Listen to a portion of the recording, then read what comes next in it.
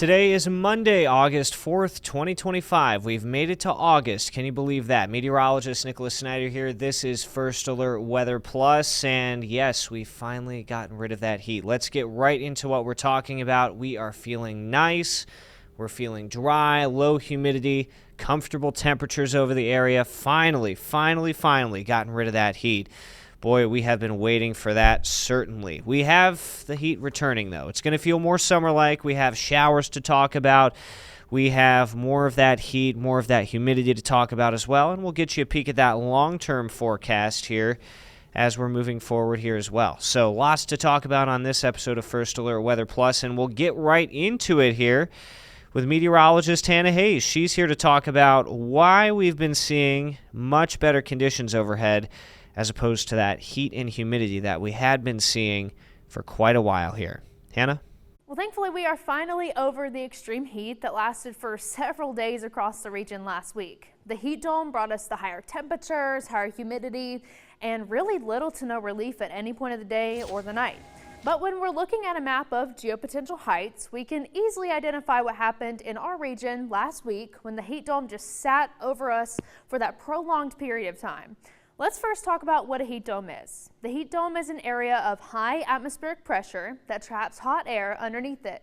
And this usually does lead to those longer periods of the excessively hot weather, which we had last week that caused several First Alert weather days for the high temperatures and the even higher heat index. But you can see up here, the contour lines are closer together, and that means that the air is cooler, which is what we had this weekend.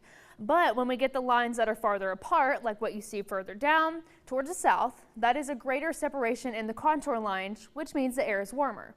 So when the heat dome sat over our region last week, it looked more like this, with the warmer air sitting on top of the viewing area and for many others across the Northeast as well. So the heat dome basically trapped the hot air over our region, and that's why we had just so many days worth of the unbearable temperatures.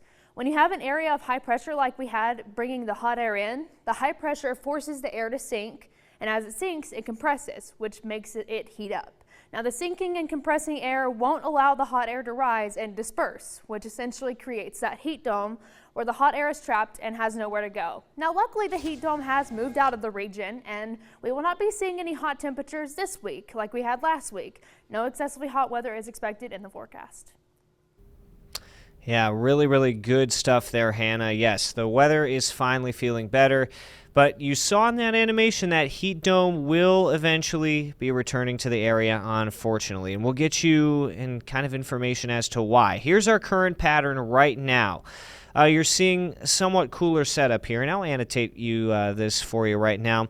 We have this warm air protrusion into Alaska, meaning some of the cooler air is kind of filtering down into the lower 48. Now, much of the southwestern United States in quite a bit of a heat dome right now, but we're seeing this little dip in our upper atmosphere, allowing some of the cooler conditions that we saw up into, let's say, Greenland and Iceland and the North Atlantic to really filter on down into our area, especially this past weekend. And so that's what we're seeing right now, much better conditions overhead. However, let's move this forward in time. Notice the colder air trying to work its way a little bit closer into Alaska.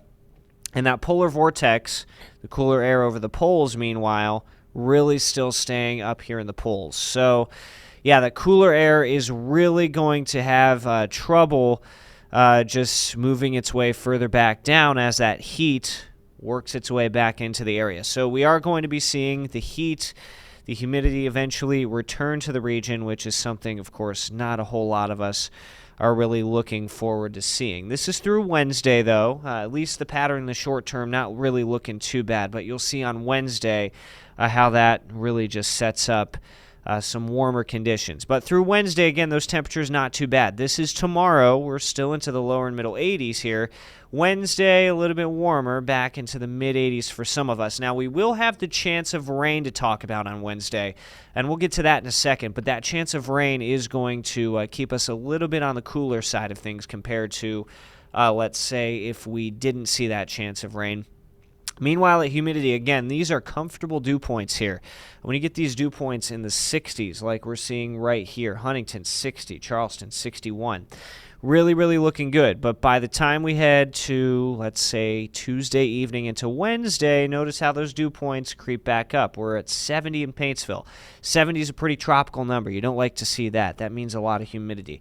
Back into the upper 60s for a lot of us in the lowlands here too. So name of the game here is we are going to be seeing more of those tropical dew points returning to the area. Tropical feels like temperatures as well. And so the feeling there is not going to be all that great by the middle of the week. But we still have plenty of stuff going on this week as far as events are concerned. And our chief meteorologist, Tony Cavalier, he has much more on what we can expect as far as county fairs right here. A busy night on the Midway at the Carter County Fair. The hills of the Little Sandy flanked by carnival rides and tents. No shortage of good eaters in these Kentucky hollows. In the squared circle, a night of big-time wrestling as the FTC Federation was in town for a championship card. First match, Edgar the Bull Craven from Columbus body slammed and pile drove Jordan the Mauled Carlisle into a pin. The partisan crowd shouting their disapproval to this invader from the north. The Bull reciprocating to his Kentucky hosts. I'm from Ohio, a beautiful, lovely state full of great, wonderful people, unlike Kentucky. The people here in Carter County are the greatest people on earth. For the women, the powerful ladies of wrestling featured a heavyweight match between two contenders. Local talent Sarah Bubbas handing the leather-clad Ari Alexander from Cincinnati an upset she won't soon forget. The fair queens on the popularity of women inside the ropes. I think that it was 100 times more entertaining than men wrestling. I think so too. I think it was pretty awesome to watch. Now there's nothing more all-American than a summer night of demolition derby under the lights.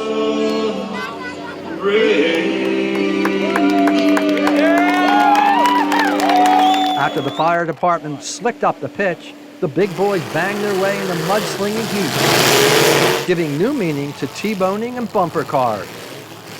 For the Coons, the derby is a family affair. What do we love? The mudslinging. Mudslinging and what? The cars breaking apart. Cars breaking apart and all the noise, right? Yeah. A ride through the fairgrounds capped off a fun night at the Carter County Fair. In West Virginia this week, the big stop is the Mason County Fair, just north of the Armory on Route 2. And then there's the granddaddy of them all, the Sauter County Fair in Ohio. It dates back to the 1800s when Old Hickory, Andrew Jackson, was president. Here's a look at my last trip to the Sauter County Fair in Lucasville a few years ago.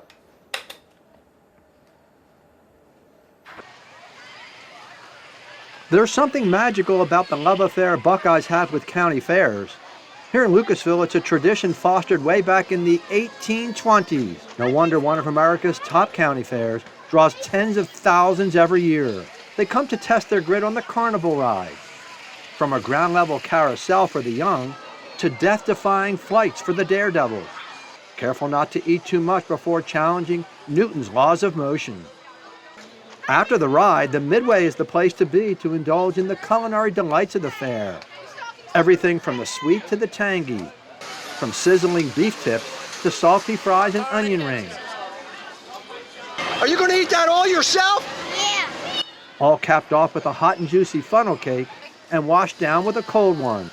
How's it taste? Eat it. How is that Dippin' Dot?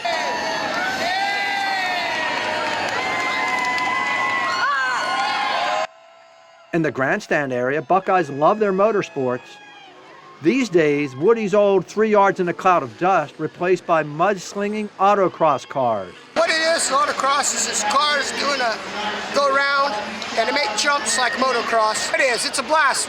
You gotta watch, hope it, and root for them to make this big jump in the middle. I love it. My ex-father-in-law was just in it. Hey, it's been a blast. Thrilling, it's great, I love it.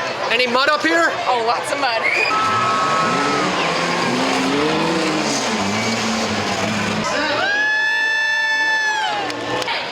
One word, one question. Was it worth it? Yes. Was it worth it? Off the Midway, the Junior Fair is still at the heart of it all. More than 700 youngsters in thriving 4-H and FFA programs will show animals this week. This one right here is the heaviest calf in the barn, and he weighs over 1,500 pounds. Woo, man. There used to be a commercial called Where's the Beef? All these calves are about a 2-year project. And so coming out to the fair is really a big deal for all of us because we put 2 years into this so far. All right, Miss River Days, what do you got in there? So I have 2 gilts, and it's actually the biggest pig in the barn. She weighs 388. Woo, man, talk about bringing home the bacon. Being a blue ribbon kid, and I think it's taught me a lot about purpose, leadership. If it wasn't for being in 4-H, I wouldn't be River Days. I wouldn't have the confidence to go do it. We got her in March. She's had a pretty rough life. She lost a couple siblings, which these will be pretty upset because this is my 2nd year in 4-H, and she's my grand champion turkey. I'm hoping to be a big chicken hunter one day. Really? Well, you grew up on the farm? I did not grow up on a farm, but I grew up around farms. Get soap, you can get cheese, and you can get milk from a cow or a goat. Tuesday night's 4-H goat show lasted 4 hours. At the head of the class, Haley Carver of Portsmouth West, who swept the board with 3 awards, 2 blue ribbons, and a grand championship. Like I said, I was really confident going in the ring with him. What's it take to win out there? Working hard all year and just believing you can do it. Cade Blackburn from Minford on his reserve champion status. I like showing. I don't like those rides don't carry. I like showing. I like putting in the work. As we wandered through the spacious animal stock area, we rubbed elbows with royalty. Fair Queen Mary Beth Sherman and first attendant Zoe Lease. Zoe demonstrated how to properly milk a cow. So milking a cow's pretty fun. I love it. Very easy to do. Something that I really like taking during is whenever I bring my market animal down here, I work with it all summer and then we become very best friends. And also with my club members, I really get really close with them throughout the years. Mary Beth on the valuable 4-H experience. By having a shortage of farmers that we have right now, we may not be able to feed America. So by getting more farmers and recruiting them to these great organizations, we can get our food supply up so we can feed America when we reach 9 billion people. On our way home, we stopped on the Midway to talk to the Rudds. 63 years ago, our first date was the Scioto County Fair. No. The fair is fun, it can't be beat. We came here to eat.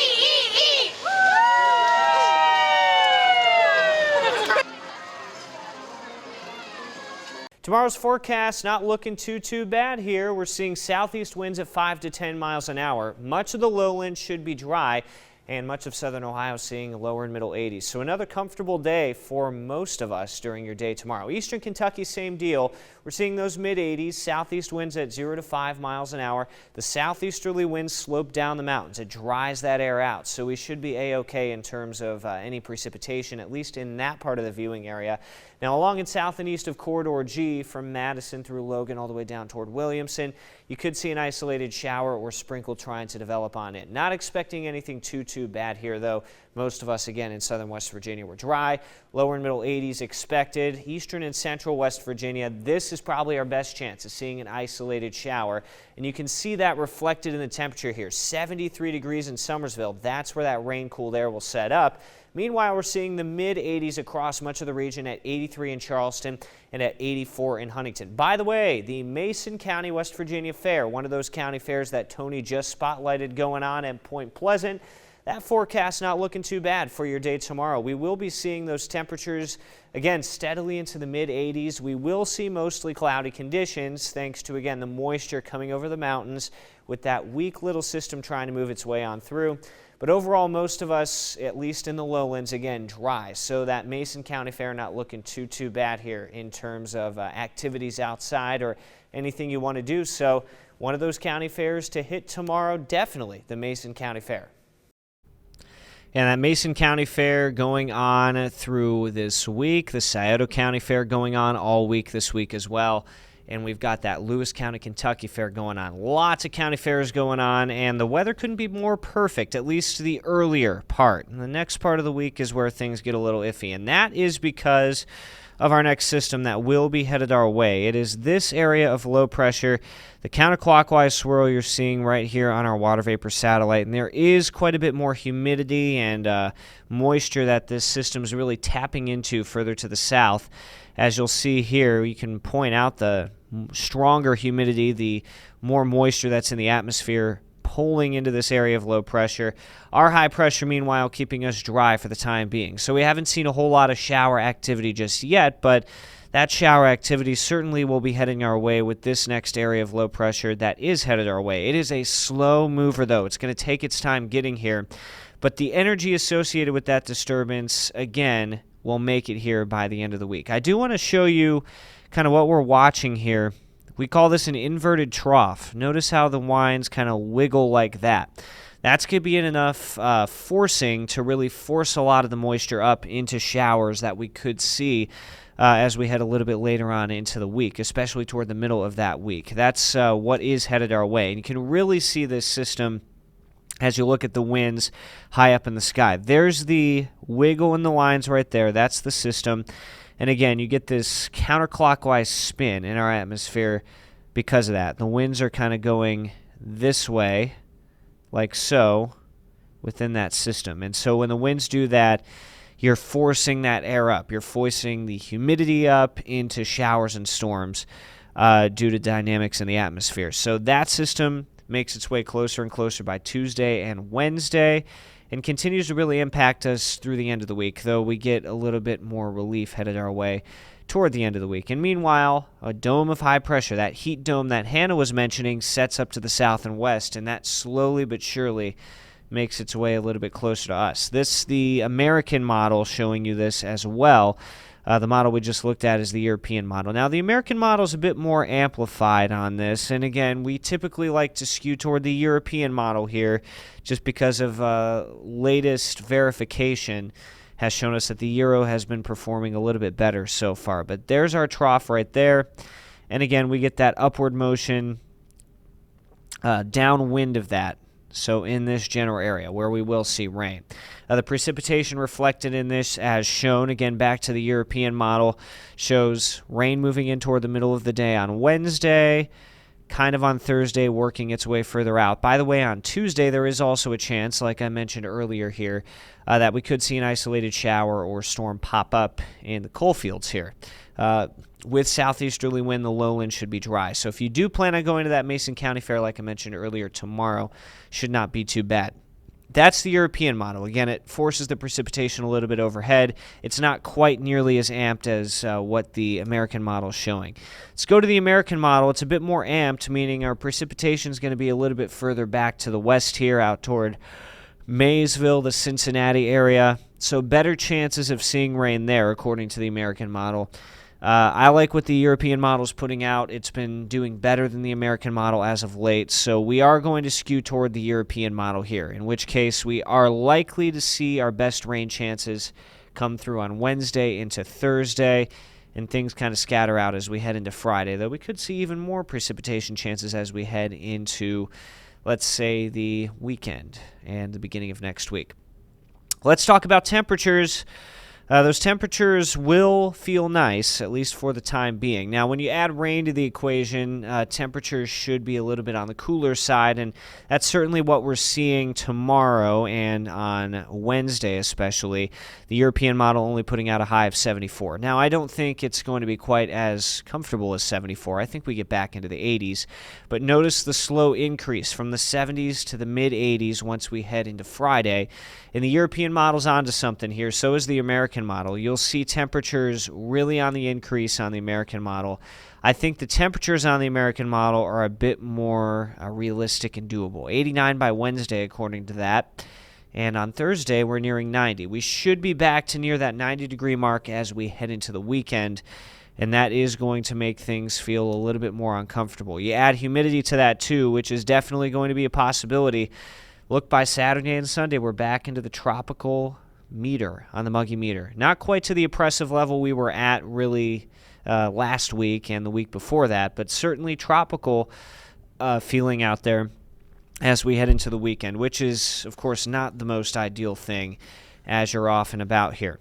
Long-term forecast. I showed you this map earlier right here, but we'll continue to watch it. Again, a lot of that colder air just remains bottled up to the north. So we will see that return of the heat. Notice how the colder air filters back down here toward Alaska. That's that positive eastern Pacific oscillation right here.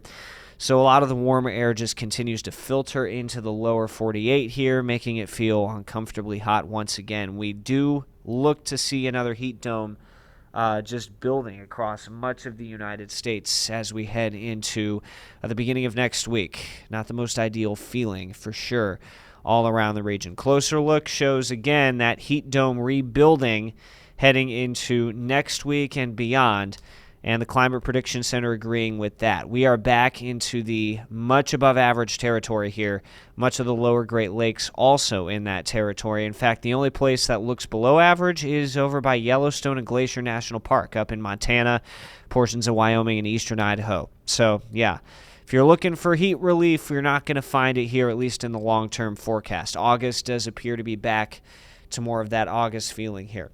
As far as precipitation goes, looking above average, as has been the case for pretty much the entire summer. So yes, we are going to continue to see more rain chances, at least over the next 6 to 10 days. Super 7-day forecast time. We are looking at, again, lots more chances of rain here and lots more chances of heat working its way back in. I'll make this full so you can see the full forecast. We're spotlighting Wednesday, and I showed you this earlier. That chance of that shower is going to be prevalent over much of the region here. And we're also tracking the development, too, of more rain chances and more mugginess as we head into Saturday, where we're back into that tropical feeling. And yes, those highs do return to the 90s. Not the most ideal feeling, certainly, over the entire viewing area. So do be prepared for more of that humidity to work its way back into the area. This is First Alert Weather Plus. We air every Monday at 6:45 to 7 p.m. local time. We give you the latest on what you need to know in terms of that forecast and keep you up to date with the latest information. Get a little technical for you and spotlight local events around the area. We are on every streaming platform that WSAZ offers, whether it be Roku, whether it be the WSAZ News app, WSAZ.com. Anywhere you can stream WSAZ, you will find us. We're also on YouTube. Check us out, First Alert Weather Plus. We launched that channel last week. Continue to give us a like and subscribe to that. We're also going to start producing some original content for that channel, too, that you won't find anywhere else. So be sure to subscribe for that. And, of course, follow me, meteorologist Nicholas Snyder, on Facebook, Tony at Tony Cavalier on Facebook, and meteorologist Hannah Hayes on Facebook. I'm at Snyder_WX on Twitter, TCavalierWSAZ for Tony, and meteorologist Hannah Hayes on Twitter. We'll stay updated on the latest info as we know further and further down in the line. And, of course, tune in next week for the latest info on what you want to know. In the meantime, make it a great Monday, everybody.